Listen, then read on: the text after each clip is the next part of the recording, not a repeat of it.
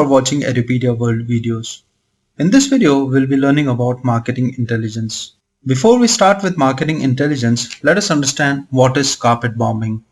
Companies, they organize their information according to customer, according to product and salesperson, and then they combine these databases to analyze and understand how and when which product or which customer they are more beneficial with. The customer database will contain every customer's name, addresses, past transactions, and sometimes even demographic or psychographics as well, like activities, interests, and opinions. Instead of sending a mass carpet bombing mail of a new offer to every customer in its database, a company will rank its customer according to the factors such as purchase time, frequency, and monetary value, and send the offer only to the highest scoring customers. Carpet bomb marketing is marketing to the point of saturation, where the viewer determines the saturation. It is characterized as 24/7 social media marketing strategy, which consists of automated messaging from an individual or an organization which is repeatedly publishing across a variety of social media channels to maximize the audience reach. It is not bound by time or by an event. Audience reach and sales are the priority here. For an example, you are searching through Amazon for a smartphone. You are searching for a while, and after some time you go to your Facebook or Instagram account. There you find for the same smartphone ads from Amazon. They are telling you some about maybe about offers or maybe about the rating of that smartphone. And that is how the carpet bombing works.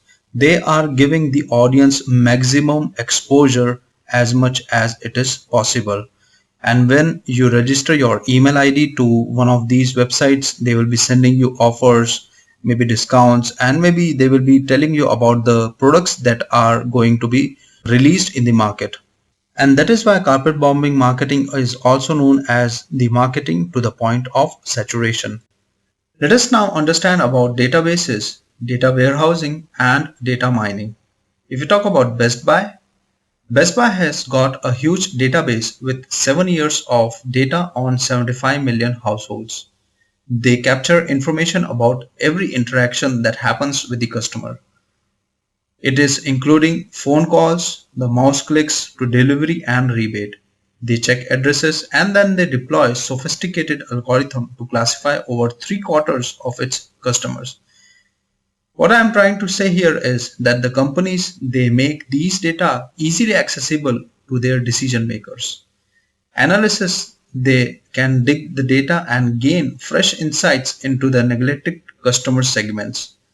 They can also have the recent customer trends that they can study and other useful information so that they can be prepared for future sales. Managers can cross-tabulate customer information with product and salesperson information to yield still deeper insights. Let us see the marketing intelligence system. A marketing intelligence system is a set of procedure and sources that managers use to obtain everyday information about developments in the marketing environment. The internal records, which we studied in the last video, is the system that supplies the data about the actual results. But the marketing intelligence system supplies the data about the outside world, like what's happening nearby the market or within the market. Marketing managers collect marketing intelligence in a variety of different ways, such as by reading books, newspapers, and trade publications. They can talk to the customers, suppliers, distributors. They can monitor the social media on internet and meet with the other company managers. And one of the way to understand what is going in the market is to understand the strategy and take note of your competitor's website. Let us see about the gathering of information. Before the internet, sometimes you just had to go out in the field literally and watch the competition. This is what oil and gas entrepreneur T. Pickens did, describing how he learned about a rival's drilling activity. Pickens recalled we would have someone who would watch the rival's drilling floor from a half mile away with field glasses. Our competitor didn't like it, but there wasn't anything they could do about it. Our spotters would watch the joint and drill pipe. They would count them, and each drill joint was 30 feet long according to their own observation.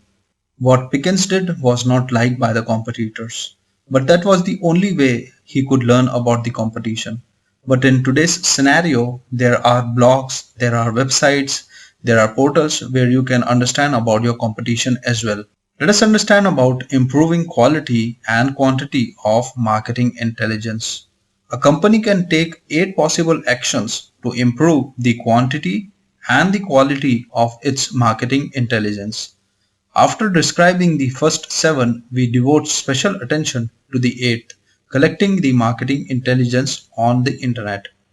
First point is train and motivate the sales force to spot and report the new developments. The company's greatest asset are their executives who work. Grace Performance Chemicals, a division of W.R. Grace, supplies materials and chemicals to the construction and packaging industries. Its sales representatives were instructed to observe the innovative ways customers they were using their product in order to suggest possible new products.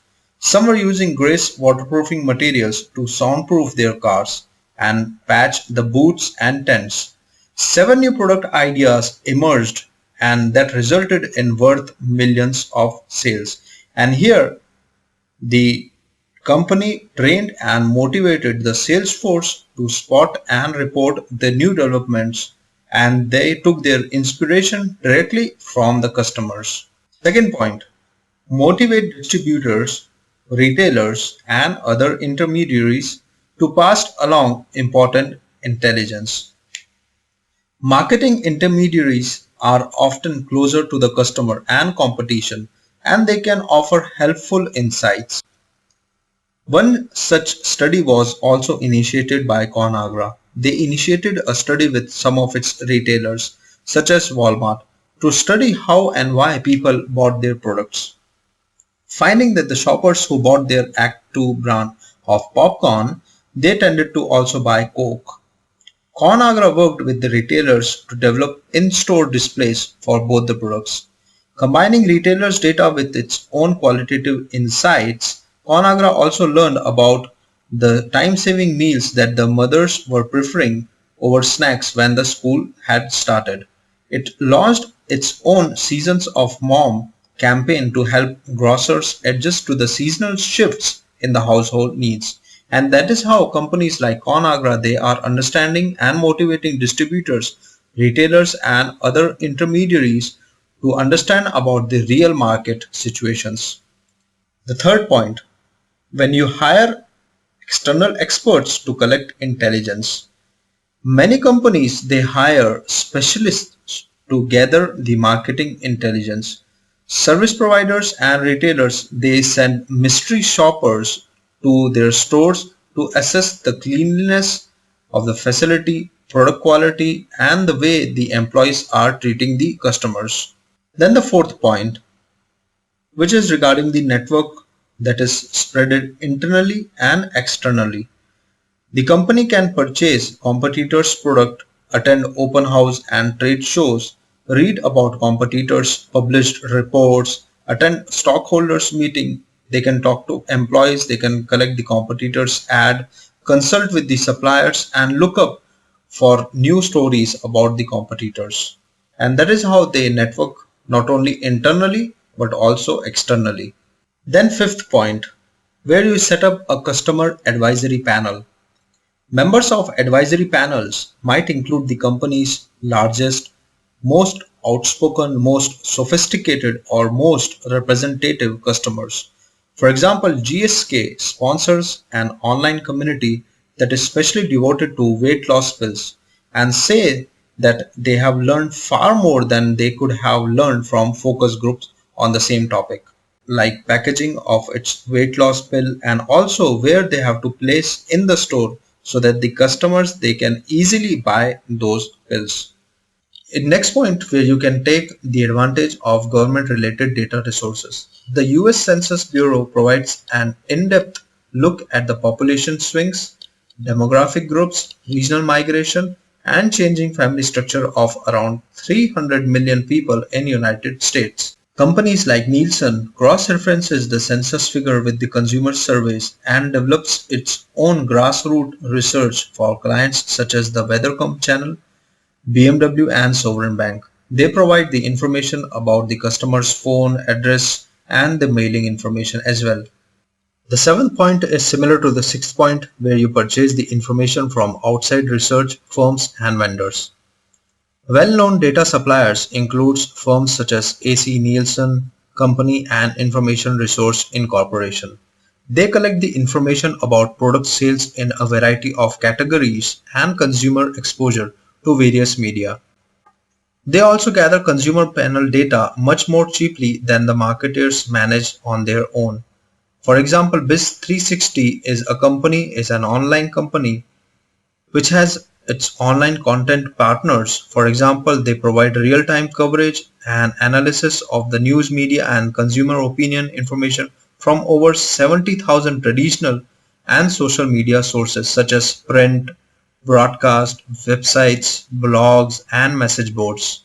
For an example, let's say if the counting of the vote is going on, and if you will visit the Biz360 portal or their website, you'll find that they are providing the information from all the resources that have this particular information about the election results.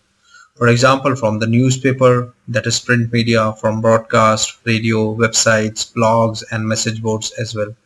Next point, collecting marketing intelligence on the internet. There are plenty of outlets available on the internet which have customers, discussion rooms, and reviews with star ratings as well. All these helps in communicating the experience or evaluation of customers who have already bought a product or service to other potential buyers and of course to marketers seeking information about the customers and the competition. There are five main ways marketers can research the competitors' product strength and weaknesses online. Independent customer goods and service review forums. Independent forums includes websites such as opinions.com, rateitall.com, consumerreview.com, and bizrate.com. Bizrate.com collects millions of consumer reviews of stores and products each year from two sources. First, their own million volunteer members, and second from the feedback that they get from the store that allows bizrate.com to collect it directly from their customers as they make purchases. Then distributors or sales agent feedback sites. Feedback sites offer positive and negative product or service reviews, but the stores or the distributors have built the site themselves and they can greatly influence those particular feedbacks. Amazon.com offers an interactive feedback opportunity through which buyers, readers, editors, and others can review all the products on their sites. For example, I was supposed to buy this human tablet, and when I was searching for a particular tablet, I searched through the feedback. Some were good, some were bad, and that helped me to decide whether to buy this particular model or not. Then the combination sites. Combo sites offering customer reviews and expert opinions. Combination sites are concentrated in financial services and high-tech products that require professional knowledge like paisabazar.com or policybazaar.com. The advantage is that a product supplier can compare experts' opinion with those of the consumers. Then comes the customer complaint sites. Customer complaint forums are designed mainly for dissatisfied customers. PlanetFeed.com allows customers to voice their unfavorable experience with specific companies. Another site like Complaints.com lets the customer vent their frustration with the particular firm or offerings. Then public blogs. Tens of millions of blogs and social networks exist online, offering personal opinions, reviews, ratings, and recommendations virtually on any topic. And their numbers, they continue to grow. For example, ScoutLab analyzes the blogs and social networks to provide insights into the consumer sentiments. Thank you for this session. I will be meeting you in the next session.